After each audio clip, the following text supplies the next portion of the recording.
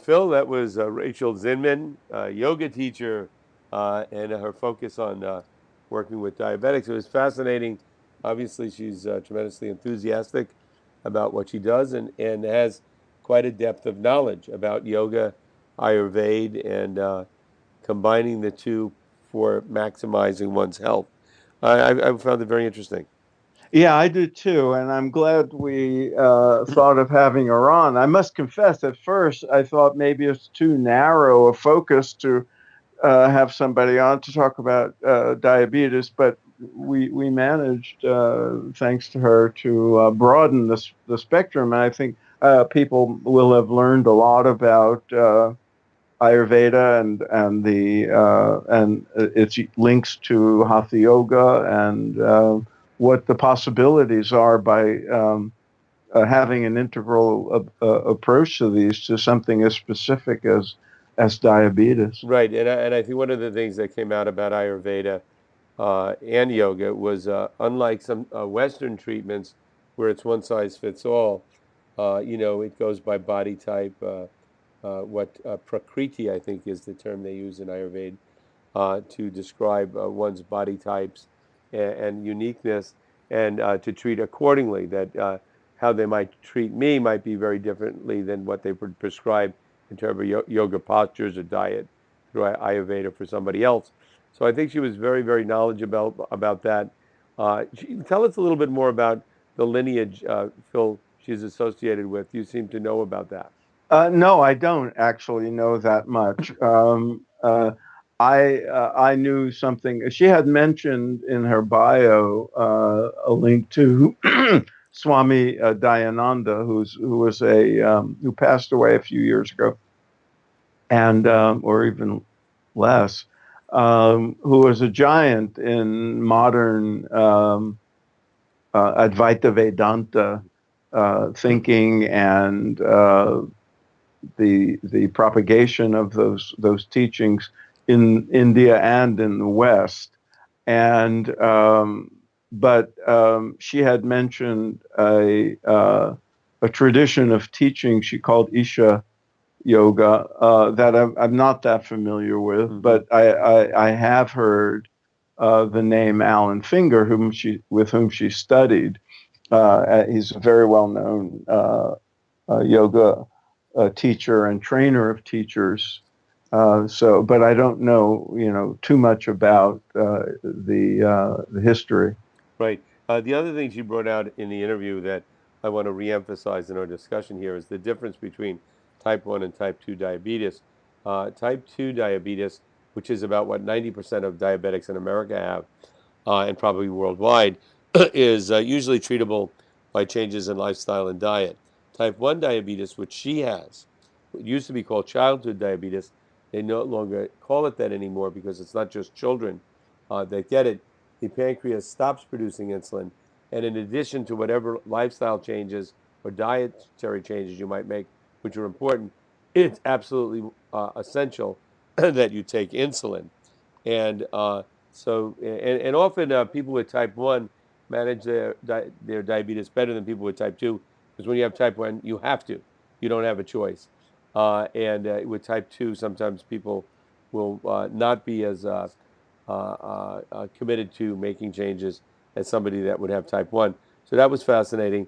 And also, the way what was fascinating was how she has utilized her knowledge of Ayurveda and particularly yoga to help manage her lifestyle, but not be in denial about what she has, and that yoga alone will not be enough. But looking at pictures of her and all, she looks like the picture of health. And obviously, whatever she's doing is working very well for her. And I think people will benefit tremendously from her book, especially those people that are dealing with diabetes. Yeah, I agree.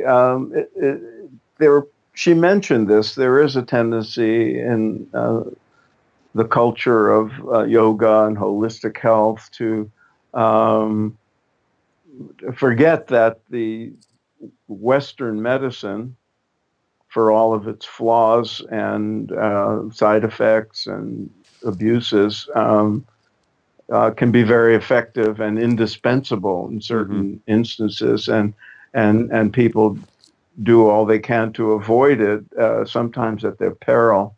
Somebody who had tried everything in the world to heal back pain, that was just chronic and horrible, and then finally after years, had surgery, and couldn't be happier. Right, So right. sometimes you do those things. Right. It's an individual decision, but one has to do what one has to do. Uh, the other thing that was interesting, I think her approach and her description of yoga, yoga being the word, not yoga asanas, but yoga actually meaning wholeness, complete spirituality, was refreshing to hear because, again, and we've discussed this before, and nothing against the yoga journal, but I picked up a yoga journal recently, and it was all about. It was like looking at Glamour magazine, these beautiful people with expensive yoga outfits and all sorts of paraphernalia they're selling in association with yoga. And it was all about getting a look rather than anything deeper than that. And I guess, it's okay.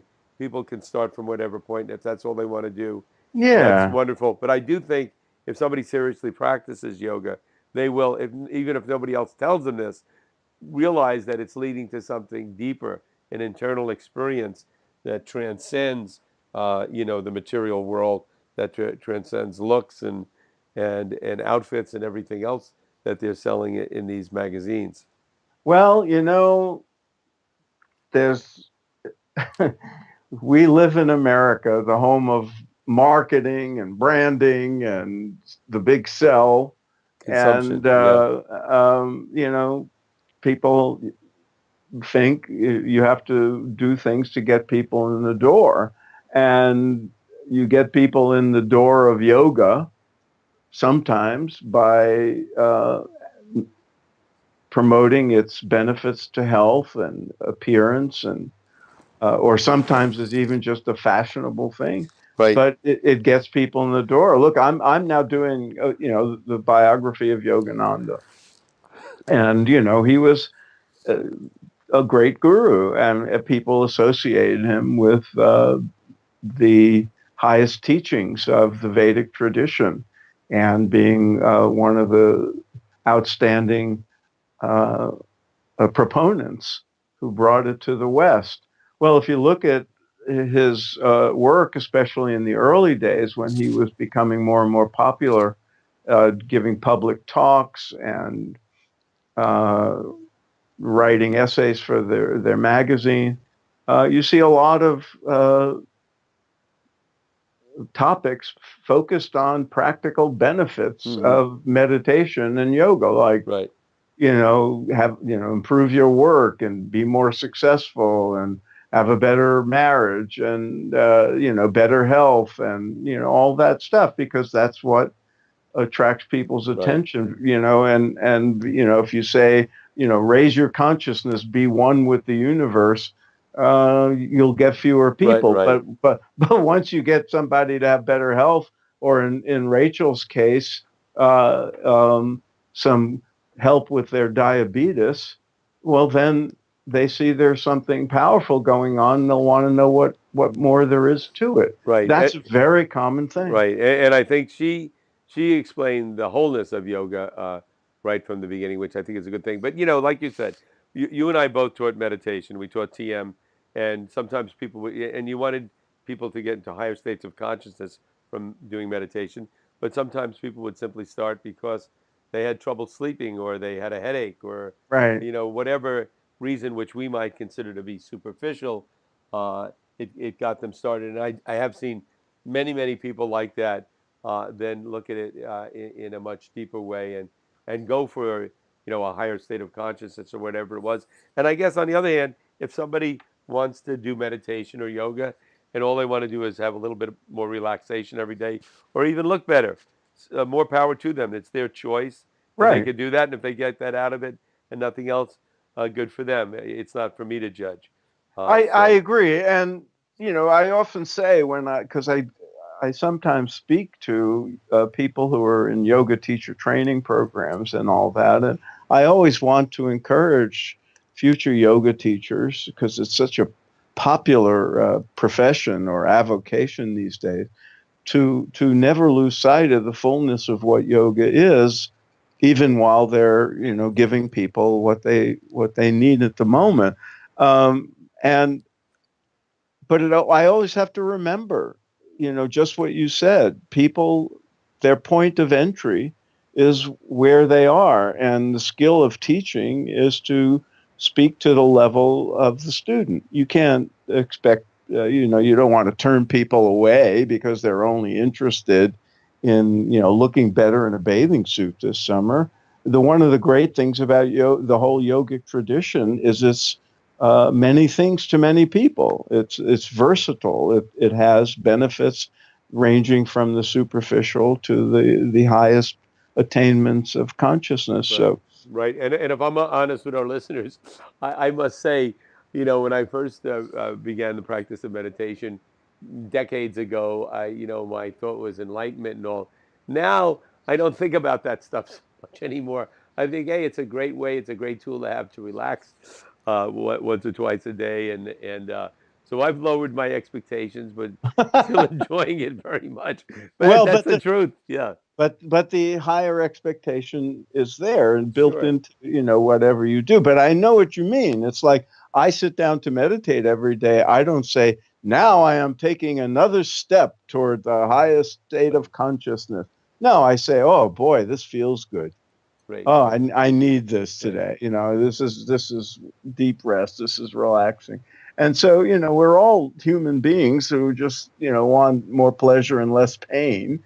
And sometimes we have a more long-term view in life. But it's also true that you can sit down to, meditate to get some relaxation or relief from a stressful day, or do yoga asanas because your body feels stiff or whatever, or do if you're a diabetic and you read you go to Rachel's class or whatever, and you just want to have your body adjust better to your blood sugar problem.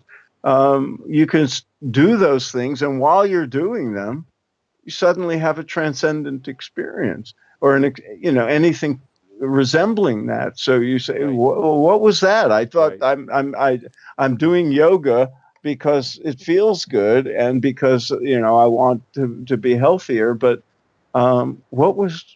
what just happened in my consciousness? And if you have a good teacher to explain what's going on, then you get a glimpse right, of something more. right. No, it's an interesting journey, this spiritual one. Great job, Rachel. I'm looking forward to reading her book on yoga and diabetes, and I know many people I will recommend it to. Phil, Okay. until next time. And by the way, our listeners, please contact us. Go to our website, spiritmatterstalk.com. Uh, Let us know what you like, what you don't like, what you'd like it, who you'd like us to have on, what you'd like us to do. We're always open to suggestion. And Phil, see you in Nirvana soon. Okay. All right, Take next care. time. Bye. Bye.